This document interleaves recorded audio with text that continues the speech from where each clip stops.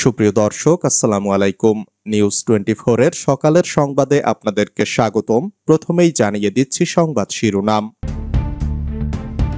চিকিৎসার জন্য হাসপাতালে নেওয়া নিষিদ্ধ ছাত্রলীগ নেতা পালিয়ে গেছে। আদালতে পিপি বললেন, এই আনিসুলের আমলের রাতে মোমবাতি জ্বালিয়ে বিরোধীদের বিচার হতো। আওয়ামী লীগ সরকারের করা চুক্তিতে হাসিনাকে দেশে ফেরানো সম্ভব। মেয়র হিসাবে ইশরাককে শপথ না পড়াতে হাইকোর্টে রিট। জনগণের ভোটাধিকার প্রয়োগে দ্রুত নির্বাচনী রোডম্যাপ ঘোষণা দিন, দাবি ডাক্তার জাহিদের। নার্সিং শিক্ষার্থীদের ওপর পুলিশের লাঠিচার্জ, আহত ৩। শুনছিলেন সংবাদ শিরোনাম। পুরো খবর পেতে ভিডিওটি শেষ পর্যন্ত দেখুন। সর্বশেষ সংবাদ পেতে চ্যানেলটি সাবস্ক্রাইব করুন। এবার বিস্তারিত। চিকিৎসার জন্য হাসপাতালে নেওয়া নিষিদ্ধ ছাত্রলীগ নেতা পালিয়ে গেছে। বরিশাল নগরীতে জনতার হাতে আটক হওয়া নিষিদ্ধ সংগঠন ছাত্রলীগ নেতা খালেদ খান রবিন পুলিশ হেফাজত থেকে পালিয়ে গেছে। এ ঘটনায় মেট্রোপলিটন পুলিশের স্টিমার ঘাট পুলিশ ফাঁড়ি ইনচার্জ এসআই রেজা, এটিএসআই মাহবুব সহ 4 পুলিশ সদস্যকে ক্লোজড করা হয়েছে। বুধবার রাতে বিষয়টি নিশ্চিত করেছেন পুলিশ কমিশনার শফিকুল ইসলাম।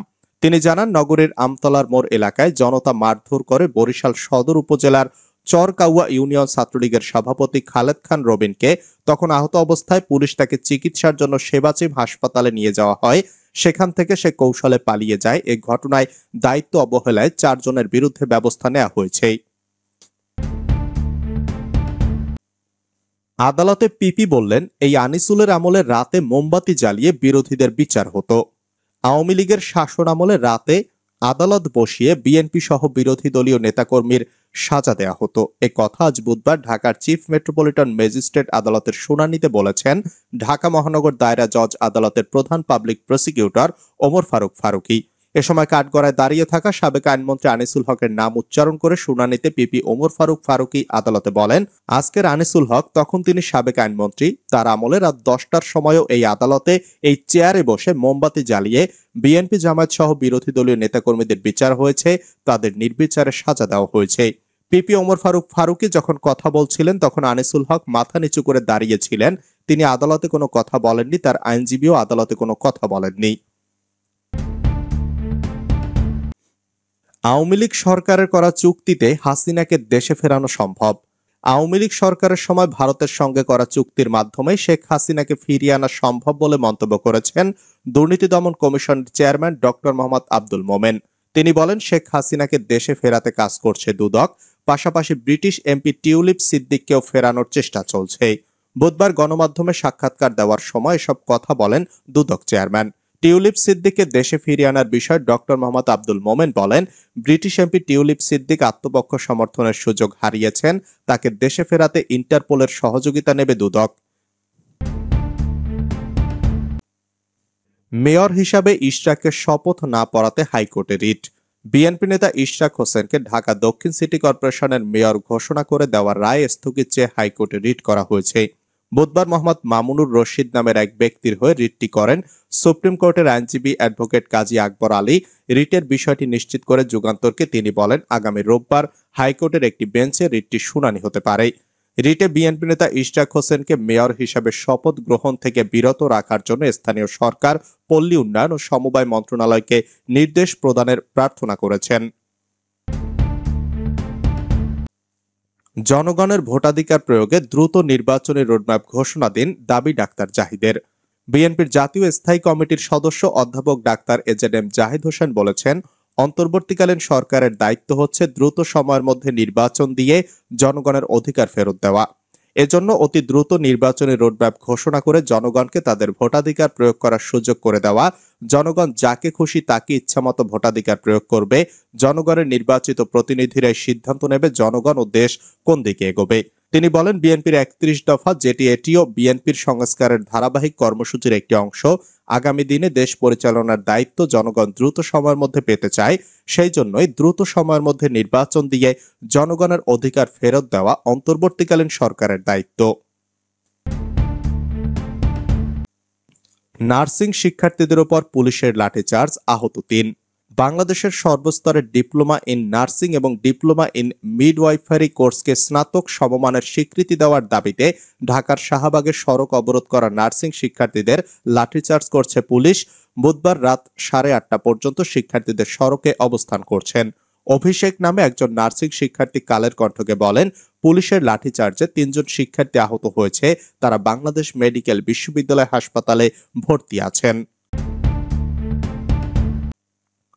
জুলাই আন্দোলনকালে হাসিনার মন খারাপ হলে গান শোনাতেন মমতাজ।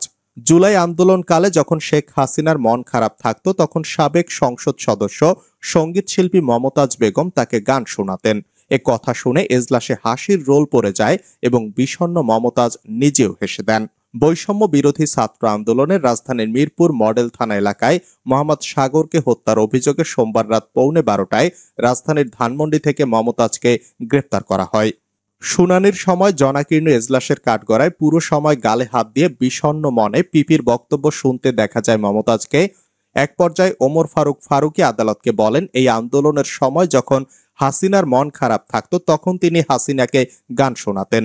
এ সময় এজলাসে হাস্যরসের তৈরি হয়। পিপির বক্তব্য শুনে বিষণ্ণ মমতাজ নিজেও তখন হেসে দেন।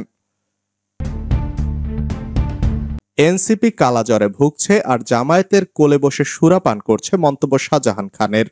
এনসিপি কালাজ্বরে ভুগছে আর জামায়াতের কোলে বসে সুরাপান করছে বলে মন্তব্য করেছেন আওয়ামী লীগ সরকারের সাবেক নৌপরিবহন মন্ত্রী শাহজাহান খান। বুধবার বৈষম্য বিরোধী আন্দোলনে রাজধানীর যাত্রাবাড়ী থানার মামলায় গ্রেপ্তার দেখানো শেষে হাজতখানার দিকে নিয়ে যাওয়ার সময় এ মন্তব্য করেন তিনি। এ সময় শাহজাহান খান বলেন, এনসিপি আতুর ঘরে কালাজ্বরে ভুগছে আর জামায়াত ইসলামের কোলে বসে সুরাপান করছে। ইউনূস জামায়াতের সঙ্গে আঁতাত প্রেম করে, অবৈধ প্রেম করে টিকে আছে। এই প্রেম বেশি দিন টিকবে না। তিনি বলেন, আওয়ামী লীগ ফিনিক্স পাখির মতো আবার জীবন্ত হবে। আমরা নির্বাচনের জন্য প্রস্তুত ইনশাল্লাহ। সুযোগ পেলে নির্বাচন করব। তখন এক সাংবাদিক প্রশ্ন করেন, তাহলে জুলাই আগস্টের বিষয় কি হবে? উত্তরে শাহজাহান খান বলেন, জুলাই আগস্টের ঘটনার জন্য যদি জবাবদিহিতা করতে হয় করব, অনুশোচনা প্রকাশ করতে হলে করব। সাংবাদিকদের উদ্দেশ্য করে তিনি বলেন, আগে সাংবাদিকদের স্বাধীনতা অর্জন করতে হবে। তোমরা লিখতেও পারো না, দেখাতেও পারো না। এরপর ধীরে ধীরে তাকে হাজতখানার মধ্যে। হামলার পর ঠিকাদারকে পুড়িয়ে মারার চেষ্টা বিএনপি নেতাকর্মীর। পটুয়াখালীর কলাপাড়ায় স্থানীয় এক ঠিকাদারের ব্যবসা প্রতিষ্ঠান ও কার্যালয়ে বিএনপি নেতাকর্মীরা হামলা চালিয়েছেন বলে অভিযোগ পাওয়া গেছে। এ সময় সেখানে ভাঙচুর ও ঠিকাদারকে আগুনে পুড়িয়ে মারার চেষ্টা করা হয় বলে ভুক্তভোগীরা দাবি করেছেন। হামলাকারীদের রামদার কোপে 10-12 জন আহত হয়েছেন।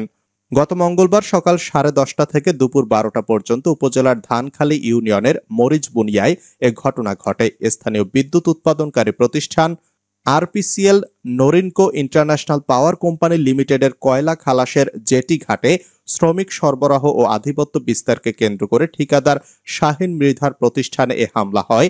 শাহিন বিদ্যুৎ কেন্দ্রটিতে শ্রমিক সহ বিভিন্ন পণ্য সরবরাহ করার কাজে যুক্ত।